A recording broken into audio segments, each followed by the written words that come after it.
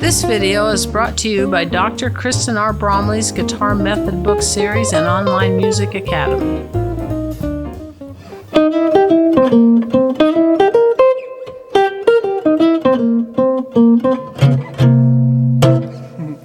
Hi, I'm Dr. Kristen Bromley. Welcome to my online academy. It's so great to have you joining me here in these online lessons.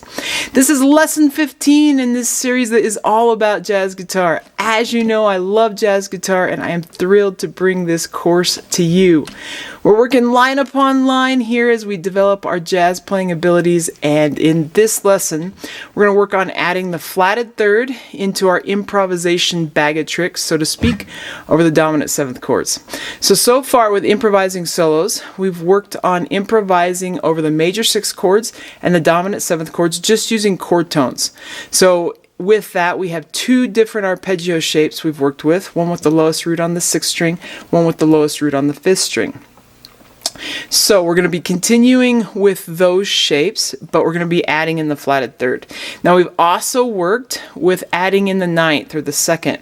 And when you add the second or the ninth, same thing, to the major sixth arpeggio, you get a major pentatonic scale, which is kind of a fun connection for anyone who's played lots of blues and rock and so on and done a lot of improv that way.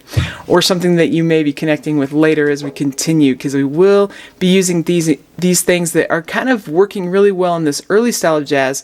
They also are part of the contemporary playing that we do as well, which we'll continue with as we continue through the course.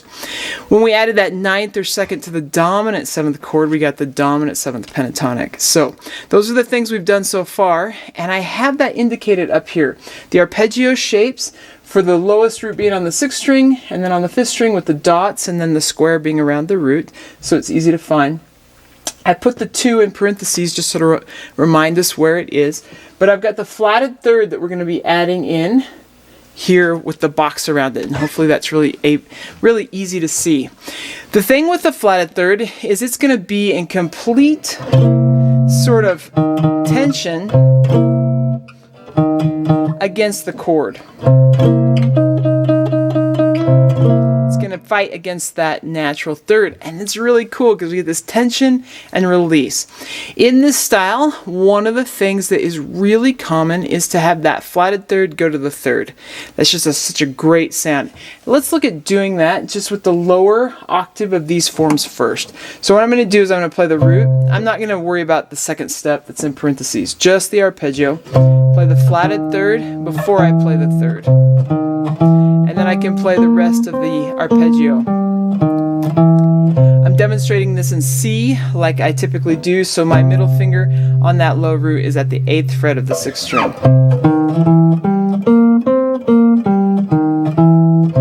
Now as we're doing this, I will point out that I played that flatted third on the ascending and descending arpeggio. Both times I played it before I played the natural third. So I play it before, resolve to that third, go up, come back down, play it before I play that natural third and come down. So you just want to play through that and get kind of comfortable seeing and hearing that sound.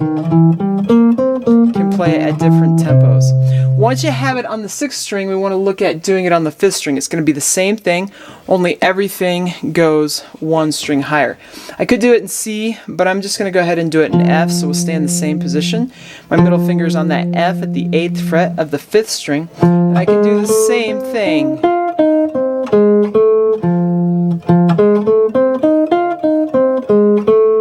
So I do it just like that.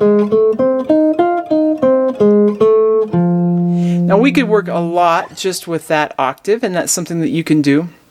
Because we spend most of our time improvising on the top 4 strings, I'm going to put the focus of this lesson actually with the options we have on the higher octave, so that it stays on those top 4 strings. So with that 6th string form, I got my root there at the 10th fret now. We know when we come off the 6th string and off the 5th string, we can find the next higher root by going 2 frets and 2 strings higher. And I have my arpeggio shape that stays on those top 4 strings. And now we can add that flatted third in before the natural third. In both directions we can do that. I think it's really nice because it's something that we're probably going to want to improvise with a lot, to include that flatted seventh as we're working on this. Do that flatted seventh and come back to the root. I can use a little more swing phrasing. Just like that. You want to get really comfortable doing that.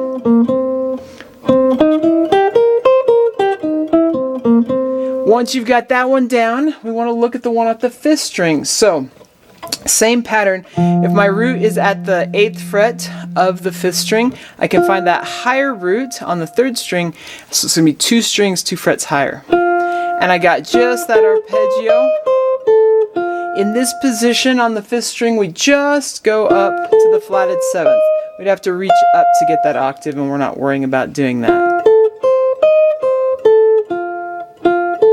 So you want to get comfortable with that. And we can add that lower flatted 7th in there. Just like that. Once you got the arpeggio and you're ready, just for rhythmic purposes and taking up time, I'm going to add an extra hit of the root there at the end. Since we're not playing the root on top with the 5th string form. Once I kind of got it, I can swing the rhythm.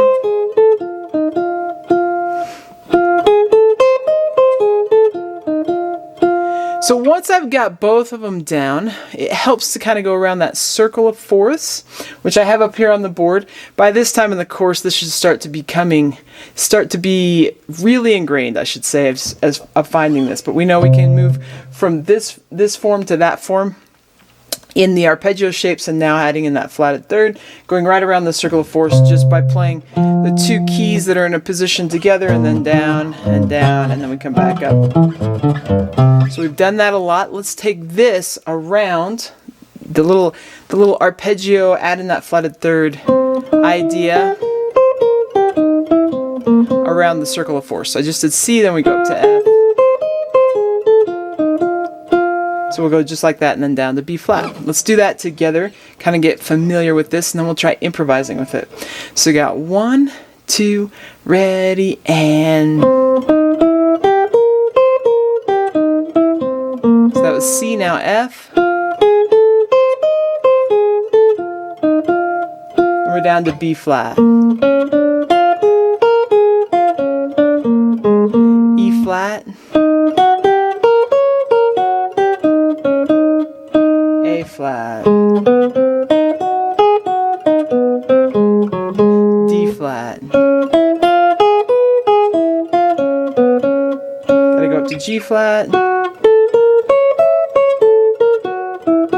then we go to B, E, A, D, G, C. So now that we've got that going, we're going to go ahead and improvise over a backing track. So kind of like we've done in previous lessons, I've got a backing track for us. It's going to progress around the circle of fourths through all those keys just like we just did, only we're going to have 8 bars per chord. We're just going to get to improvise and try and get in that idea, that flatted 3rd to 3rd in our ideas as we're improvising. And you can play right along with me, steal some of my ideas if you want to. The backing track that we're using here, of course, is available. Jazz Jam Along backing tracks, right? That's the playlist. You can find all the backing tracks that come out with this series right on the channel. There's also a link down in the description below. You can find one. This one's going to play at 121 beats per minute. We've done dominant 7th chord work before at 101 beats per minute. So I've got links for both of those. Right now we're going to use 121. It's just a little faster. Hopefully you're kind of getting a little bit used to the arpeggio. we can go a little bit faster, and you've kind of got those two options. But I'm going to play right through. I'll help you out. I'll play some ideas, demonstrate how to do it. So we'll work with this flatted third. It's going to be awesome. We'll hear and four and in the snare drum, and then we'll be in the key of C. So we're in C.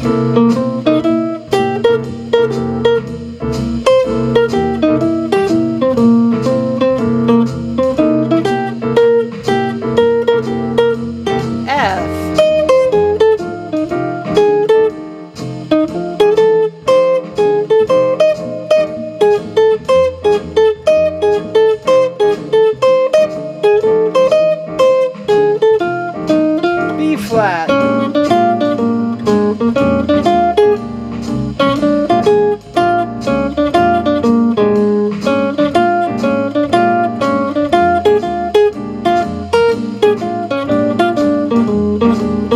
E flat.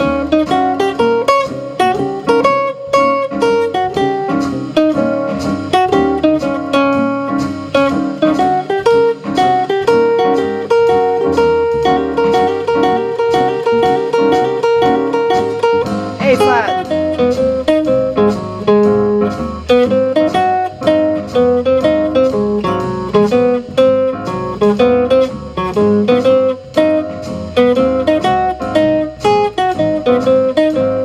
D flat.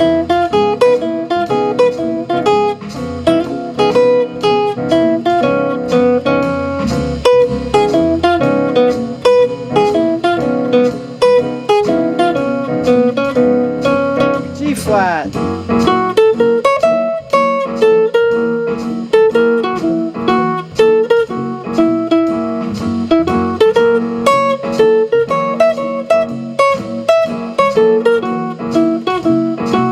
B.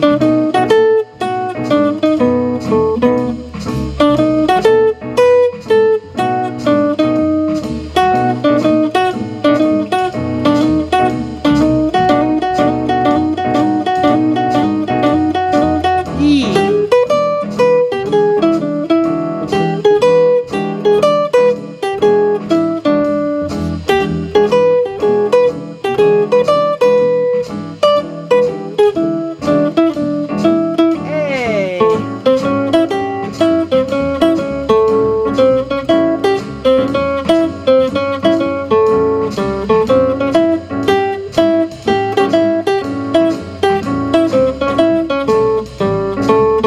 D.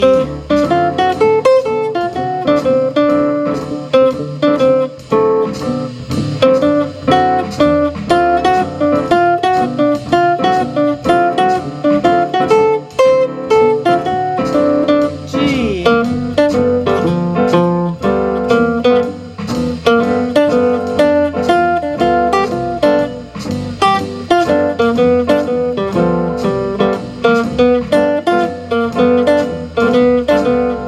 And C.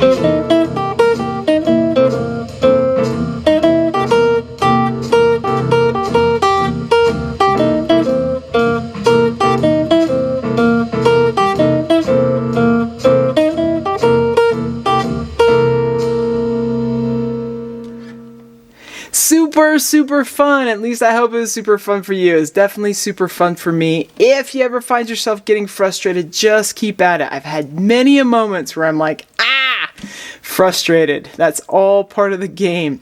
You just keep working at it. You get it. You will get it if you keep working at it, and then it becomes all the more fun. That's with any of the principles, any of the things that we do in this jazz course, and just guitar in general. But jazz guitar is one of the most virtuosic things we can do on the guitar. So it's just one of those most virtuosic styles. It demands the most out of us, and because of that, it seems to be, for me anyway, one of the most rewarding styles to play. Something about being hard and just having to work at it, and then the accomplishment that comes with gaining an ability, it just makes it all the more rewarding. So keep at it, keep at it, keep at it. So in that example, or as we were playing through with that backing track there, which I will remind you, you can jam along with me as much as you want to on this lesson, but you can also have just the backing track without me playing over it. There's a link in the description below, and there's the Jazz Jam Along backing track playlist on the channel. That's a place you can find all the backing tracks used in this lesson series. So they're there, just keep playing over them. We've also got it at 101 beats per minute besides what we just played it at, so if you want it a little slower you can have it there.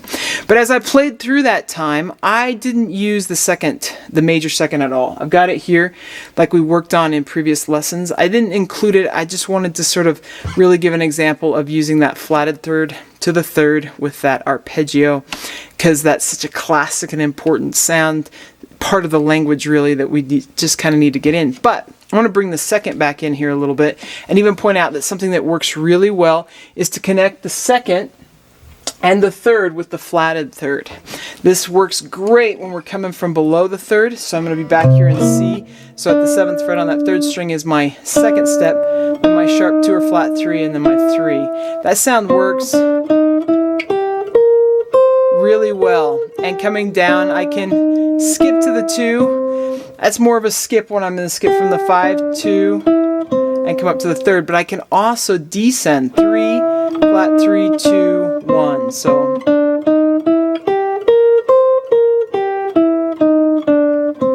just get used to doing that, getting that sound in there. We do have, with this particular one, the 9th on top, but it's going to sound a little interesting at the moment, but that is there, that could be used in our improvisation. So we don't want to forget that is there. But in this particular form, it works really great to have that 2 flat 3 3 or 3 flat 3 2 sound in there. So if we were to play through this, we can do it just like that. Then for the 5th string form, same kind of thing, where we've got that arpeggio on top, and then we've got that 2, sharp 2 or flat 3 3. We don't go all the way up to the root, but we can come back down. And I'm going to throw the flatted 7th in back to the root since we couldn't go up to the high root. So just get that kind of under your fingers. Let's take that around the circle of 4. And I just demonstrated that in F, of course, as if we were going around the circle of 4. But if I start here in C with the 1, and then we'll add that flatted 7th in there. So here we go, ready, and starting with C,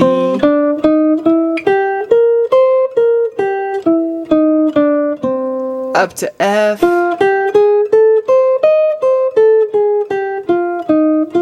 then B flat, E flat, A flat, D flat, G flat, B, E, A, D, G, and back to C. So with that under our fingers, let's go ahead. I'm going to play over the backing track again. You can play right along with me. I'll get some of those types of sounds in there so you can get some more ideas flowing. Let's do it.